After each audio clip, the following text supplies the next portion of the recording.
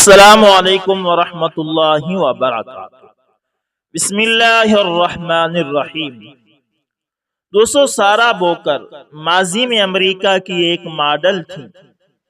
اسلام قبول کرنے کے بعد اسلام کے بارے میں مزید جاننے کے لیے انہوں نے 10 سال مصر میں رہائش اختیار کی، جس کے بعد وہ دوبارہ اپنے ملک امریکہ واپس لوٹ گئیں۔ انہوں نے میامی کی خوبصورت لائف سٹائل کو خیر آباد کہہ دیا اور کیلیفورنیا میں ایک اسلامی ادارے سے وابستہ ہیں۔ سارا بوکر امریکہ کے ایک بڑے اور خوبصورت شہر میں پلی پڑی ہیں۔ وہ اپنے بارے میں بتاتی ہیں کہ عام امریکی لڑکیوں کی طرح میری زندگی کا محور اور مقصد بھی اپنی نسوانی خوبصورتی کو نکھارنا اور اس پر زیادہ سے زیادہ توجہ دینا تھا۔ جوانی میں قدم رکھنے کے ساتھ ہی میں نے امریکہ کے شہر فلوریڈا میں میامی کے ساحل کے قریب رہائش اختیار کر لی۔ میرا لائف سٹائل لگژری تھا اور میں ایسی زندگی گزار رہی تھی جو یقیناً ہر کسی کا خواب ہوتا ہے۔ فلوریڈا جیسے خوبصورت شہر میں ساحل سمندر کے کنارے رہنا، ایک سے ایک خوبصورت اور برانڈڈ لباس پہننا اور نئے نئے سٹائل اپنانا تاکہ میں اپنی نظروں میں بلند ہو سکوں اور لوگوں کی زیادہ سے زیادہ توجہ حاصل کر کے مقبول ہو سکوں، میرا بھی شوق تھا۔ میں نے وہی کیا جو ہر انسان اپنی زندگی کو بہتر بنانے کے لیے کرتا ہے اور جو شاید ہمیں بچپن سے ہی سکھایا جاتا ہے۔ دیکھا جائے تو میں ہر لحاظ سے ایک کامیاب زندگی گزار رہی تھی، لیکن اس کے باوجود مجھے اپنے اندر ہمیشہ ایک خالی پن سا محسوس ہوتا۔ میں بے چین رہتی اور خوشیاں مجھ سے کوسوں دور رہتی۔ اپنے اندر کے خلا کو دور کرنے کے لیے میں پہلے سے زیادہ اپنی خوبصورتی پر توجہ دینے لگی۔ میں اپنے ایک سوشل ایکٹیوسٹ بن کر زندگی گزارنے کا فیصلہ کیا اور خواتین کے حقوق کے لیے کام کرنا شروع کر دیا، اور جلد ہی اس فیلڈ میں بھی مقام و مرتبہ حاصل کر لیا اور میں بڑی بڑی کمپین چلانے لگی۔ ایک انتہائی مصروف اور بھرپور زندگی گزارنے کے باوجود میرے اندر کا خلا بڑھتا رہا۔ اس خلا کو کم کرنے کے لیے میں نے شراب پینا اور مراقبہ لینا شروع کر دیا، لیکن مجھے جلد ہی احساس ہوا کہ یہ سب میرے درد کی وقتی دوا ہے، کیونکہ اس کیفیت سے باہر نکلنے کے بعد میں پہلے سے زیادہ تکلیف میں آ جاتی ہوں۔ مجھے لگنے لگا کہ انسانی حقوق کے نعرے مخلوق کو مخلوق سے ملانے کا ذریعہ ہیں، لیکن خالق کا کہیں ذکر نہیں۔ مجھے لگتا میں فیشن کی غلام ہوں اور میری زندگی کا مقصد لوگوں کے درمیان مقبولیت حاصل کرنے کے سوا اور کچھ نہیں۔ میں نے اس اندھیر گلی سے نکلنے کے لیے مختلف مذاہب کے بارے میں جاننا شروع کر دیا، اور پھر ایک دن مسلمانوں کی مذہبی کتاب قرآن مجید کا ترجمہ میرے ہاتھ لگا۔ میں اس وقت تک اسلام اور مسلمانوں کے بارے میں صرف اتنا جانتی تھی کہ مسلمان عورتیں ٹینٹ پہن کر گھر سے نکلتی ہیں اور ان کے محرم مرد، باپ، بھائی اور شوہر ان کے ساتھ گھروں میں مار پیٹ کرتے ہیں۔ اسلام کے ساتھ دہشت گردی کا تذکرہ بھی میں نے سن رکھا تھا، لیکن جب میں نے قرآن پڑھنا شروع کیا تو مجھے ایسا لگنے لگا جیسے مجھے میرے سارے سوالوں کے جواب مل گئے ہوں، میرے دل اور روح کو غذا مل گئی ہو، میرے اندر کا خلا کم ہونے لگا۔ میں مسلمان ہوئی اور میں نے اپنا تعلق خالق سے جوڑ لیا۔ میں نے اپنے لیے ایک عبایا اور حجاب خریدا، اور جب میں پہلی دفعہ حجاب اور عبا پہن کر گھر سے نکلی تو مجھے اپنے اندر تک سکون اترتا ہوا محسوس ہوا۔ میں نے زندگی میں پہلی دفعہ خالق کی نگاہ میں خوبصورت بننے کے لیے لباس پہنا تھا، اور مجھے اب لوگوں کی پرواہ نہیں تھی۔ یہ وہی گلیاں، محلے اور سڑکیں تھیں جہاں میں پہلے برانڈڈ مغربی لباس اور سوئمنگ ڈریس پہن کر گھوما کرتی تھی۔ میں بکنی پہن کر گھومنے کو خواتین کی آزادی کا نشان سمجھتی تھی، لیکن مجھے اب سمجھ آ رہا تھا کہ آزادی کیا ہے۔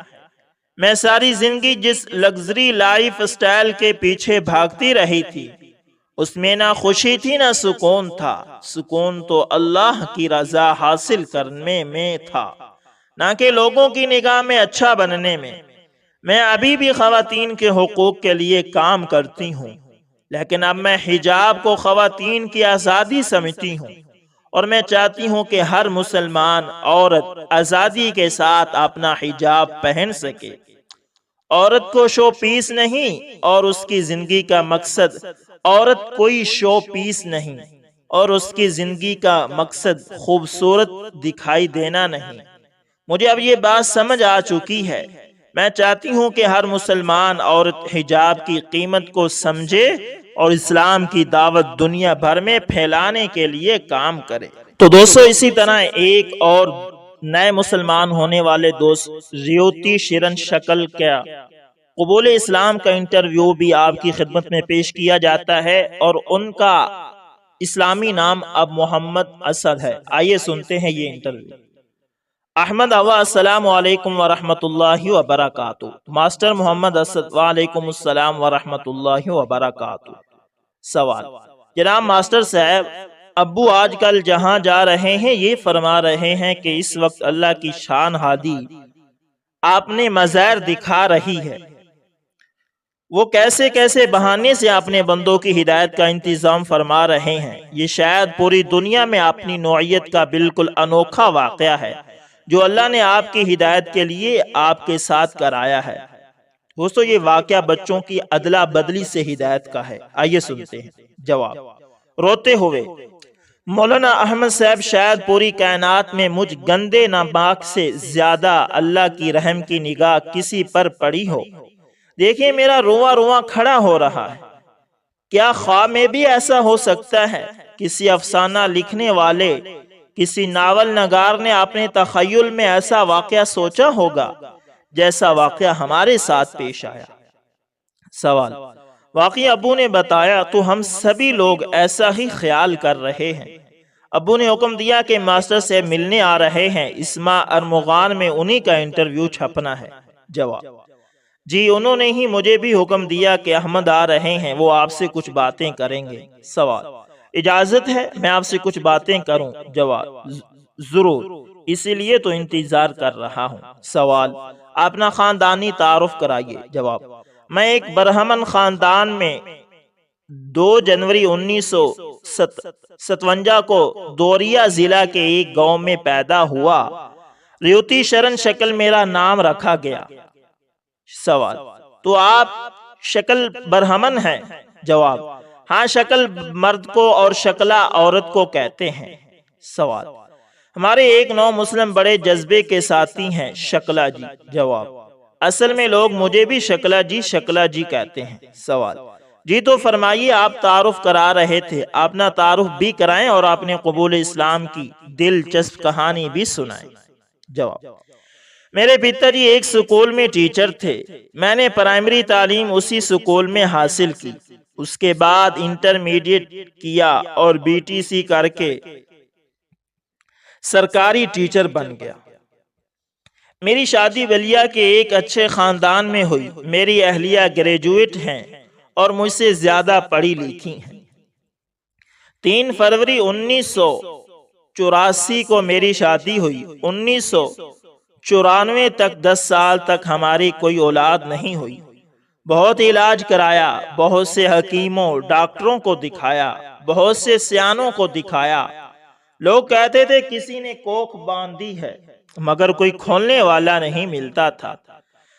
گرمی کا موسم تھا، جون کا مہینہ تھا، نہ جانے کیوں مجھ سے زیادہ میری بیوی کو اولاد کی چاہت تھی۔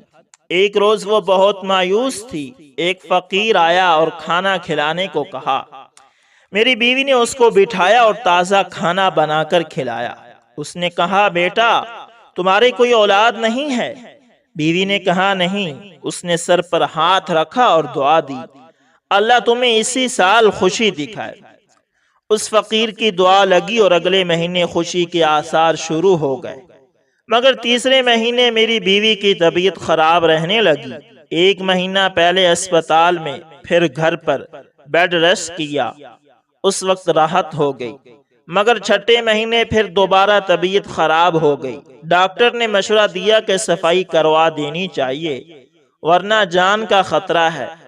میری بیوی اس کے لیے تیار نہیں ہوئی اور بولی کہ میری جان چلی جائے گی تو جانے دیجئے، آپ دوسری شادی کر لیجئے، آپ کو تو اولاد ہو جائے گی۔ اللہ کا کرنا ایسا ہوا کہ طبیعت ٹھیک ہو گئی۔ خدا خدا کر کے دن پورے ہوئے، ولادت کا وقت آ گیا۔ ضلع کے ایک بڑے اسپتال میں میری بیوی بھرتی ہو گئی۔ اتفاق سے ایک صاحبہ اسی وقت آ گئی۔ وہ قریب کے کسی گاؤں کی مسلمان خاتون تھی اور لڑکیوں کے کسی مدرسہ میں پڑھاتی تھی اور عالمہ تھی۔ ان کے 3 بیٹیاں تھیں اور یہ چوتھی ولادت تھی۔ میری بیوی اور ان کا ایک وقت میں ولادت کا معاملہ پیش آیا۔ ہمیں ولادت کی چاہت تھی، اچھا ہے کہ بیٹا ہو۔ انہیں صرف یہ چاہت تھی کہ ایک کے بعد ایک بیٹی کی پیدائش سے وہ عاجز تھی۔ انہوں نے 5ویں مہینے الٹرا ساؤنڈ کرا کے چیک کرایا تھا تو ڈاکٹروں نے بتایا کہ بیٹا پیٹ میں ہے۔ ان کا خیال تھا کہ اگر بیٹی ہوگی تو ابھی اسقاط کرا دیں گے، مگر ولادت سے 6 روز پہلے ولادت کا وقت اور موجودہ پوزیشن دیکھنے کے لیے الٹرا ساؤنڈ کرایا تو معلوم ہوا کہ لڑکی ہے۔ وہ بہت پریشان تھے۔ ان کے شوہر نے ڈاکٹر سے مشورہ کیا اور اس کو 1 لاکھ روپے دینا طے کیا کہ 1-2 روز میں کوئی ولادت ہو اور وہ لڑکا ہو تو وہ ہماری لڑکی سے بدل دے۔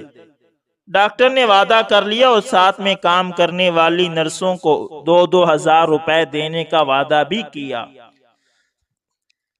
اتفاق سے میری بیوی اس روز ہسپتال میں داخل ہوئی اور 2 گھنٹے پہلے اس عالمہ کے بیٹی پیدا ہوئی اور 2 گھنٹے بعد ہماری بیوی کے بیٹا پیدا ہوا۔ ڈاکٹروں نے ہمیں بتایا کہ بیٹی پیدا ہوئی اور بیٹا ان کو دے دیا۔ عالمہ کے شوہر جو خود ایک داڑھی والے مسلمان تاجر تھے، 1,04,000 روپے علاوہ ہسپتال میں ولادت کے خرچ کے ڈاکٹر کو بچہ بدلنے کے لیے دیے۔ ہمارے لیے تو اولاد ہونا کافی تھا۔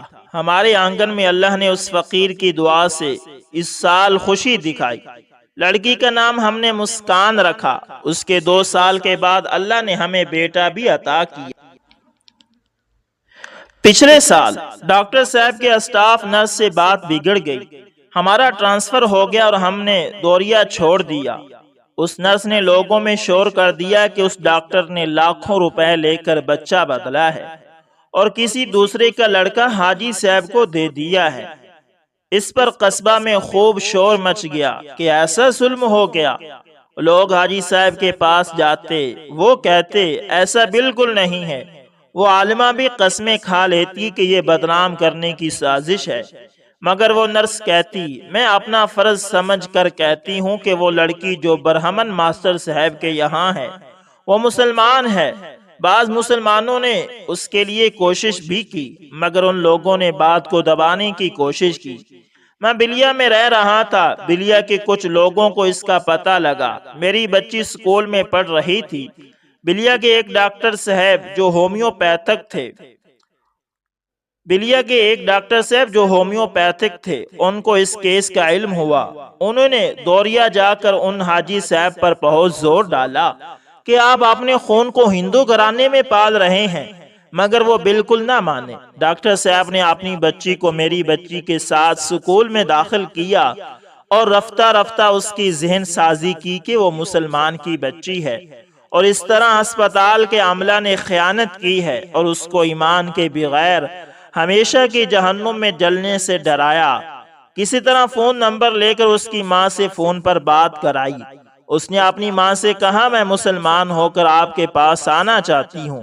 اس کی ماں نے صاف منع کر دیا کہ تمہارا میرا کوئی رشتہ نہیں، یہ بات سب غلط ہے اور ہمیں بدنام کرنے کے لیے ایسا کیا جا رہا ہے۔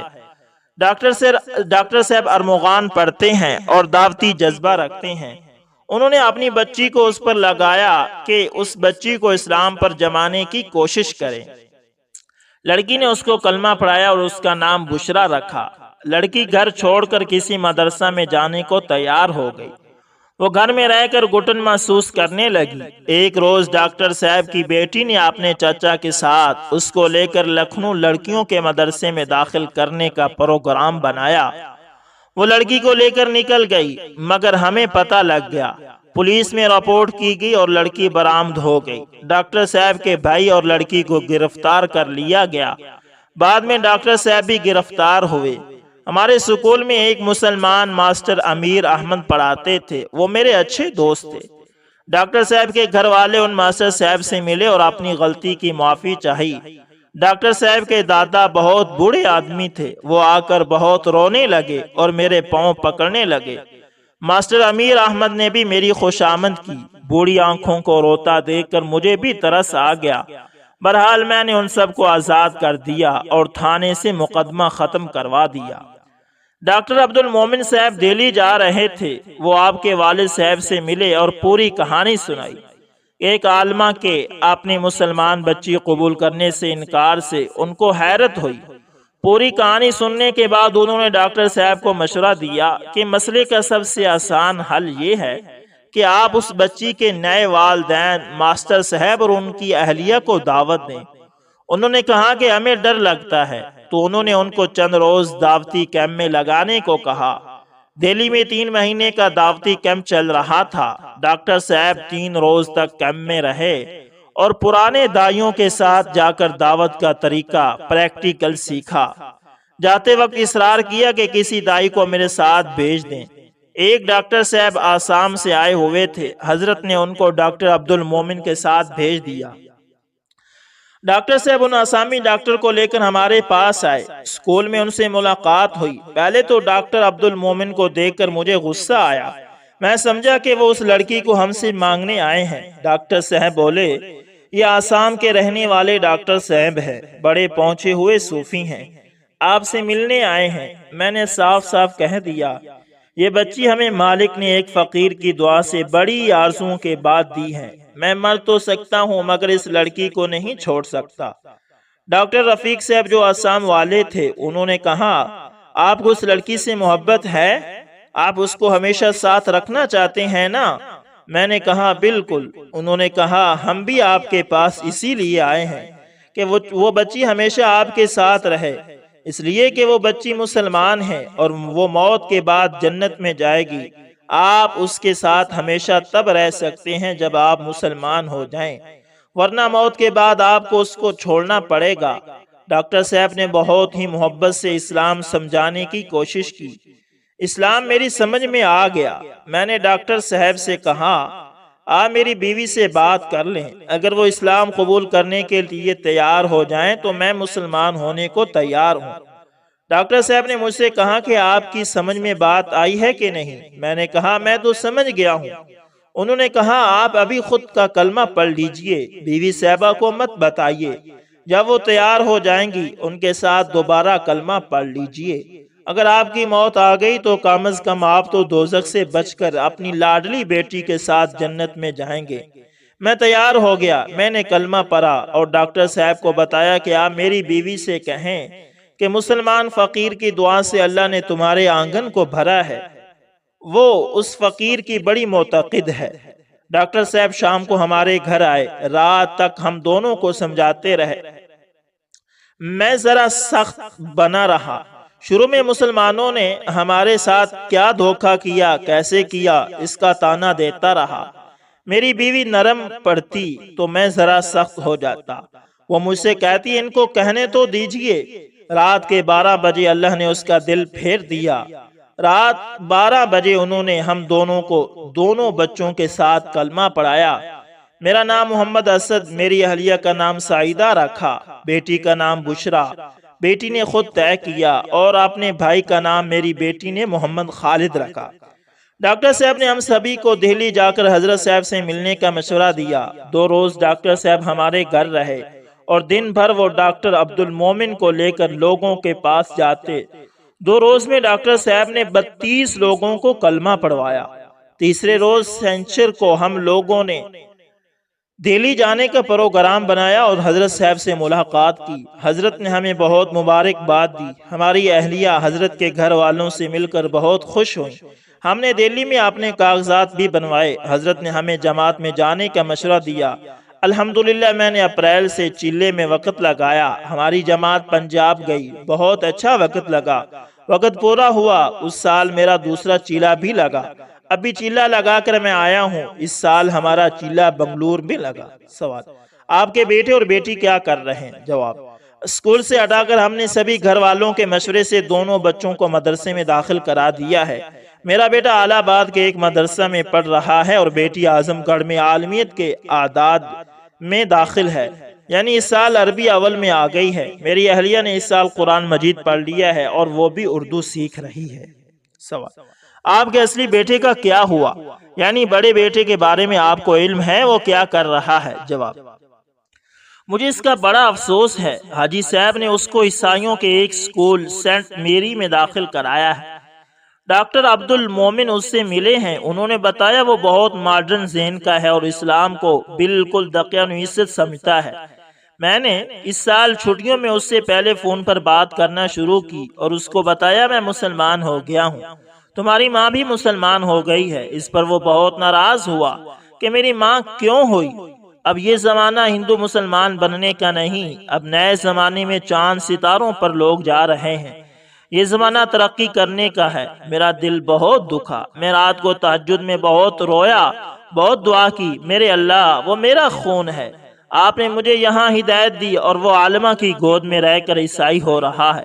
اس بار جماعت میں میری اس سے 3 بار بات ہوئی، وہ نرم ہو گیا ہے، اس نے ہمارے پاس آنے کے لیے بھی کہا ہے۔ سوال: آپ نے اپنے خاندان کے لوگوں پر کام نہیں کیا؟ جواب: میں نے ڈاکٹر صاحب کو آسام سے دوبارہ بلایا تھا۔ الحمدللہ میرے بڑے بھائی اور ان کے 2 بیٹے مسلمان ہو گئے ہیں۔ میری اہلیہ کی ایک بہن نے بھی کلمہ پڑھ لیا ہے۔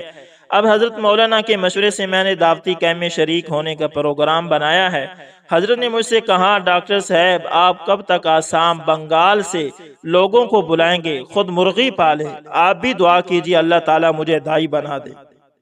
سوال: باقی اللہ کی عجیب شان ہے، اللہ تعالیٰ نے کس طرح آپ کے لیے ہدایت کے دروازے کھولے؟ جواب: الحمدللہ جس روز سے میں نے کلمہ پڑھا ہے اس کے چند روز بعد سے روزانہ 2 رکعت نماز صلاۃ الشکر اور 2 رکعت صلاۃ الحاجت پڑھتا ہوں کہ میرے اللہ آپ نے کس طرح میری ہدایت کا انتظام فرمایا، اور اس کی دعا کہ اللہ مجھے ایمان پر خاتمہ عطا فرمائے اور کتنے لوگوں کو جو مجھ سے اچھے ہیں ہدایت سے محروم رکھا ہوا ہے ان کو بھی ہدایت عطا فرمائیے۔ الحمدللہ ان 4 رکعتوں کی کبھی ناغہ نہیں ہوا۔ سوال: آپ قارئین ارمغان اور AS انفارمیشن ٹی وی کے لیے کوئی پیغام؟ جواب: میں تو وہی کہتا ہوں کہ جو ہمارے حضرت کہتے ہیں، ایسا لگتا ہے کہ اللہ تعالیٰ اپنے بندوں کی ہدایت کا فیصلہ فرما چکے ہیں، بس ہم اس ہدایت کو اپنے اکاؤنٹ میں جمع کرانے کے لیے کچھ ذرا بیدار ہو جائیں۔ سوال: واقعی بالکل ایسا ہی لگتا ہے، ابو تو یہ بات بہت دنوں سے کہتے ہیں، پہلے تو یہ بات عجیب لگتی تھی مگر اب تو اس سے انکار کی گنجائش نہیں۔ بہت بہت شکریہ ماسٹر صاحب، آپ ہمارے لیے دعا فرمائیں، والسلام۔ تو دوستو یہ تھی 2 حضرات کی کہانی جو آپ کو سنائی ہے، یقیناً آپ اس سے لطف اندوز بھی ہوئے ہوں گے اور آپ کا ایمان بھی تازہ ہوا ہوگا۔ مزید ایسی سچی کہانیاں سننے کے لیے ہمارے چینل کا وزٹ لازمی کریں اور اس چینل کو لازمی سبسکرائب کریں۔ ملتے ہیں کسی نیکسٹ اچھی ویڈیو کے اندر، تب تک کے لیے اللہ حافظ۔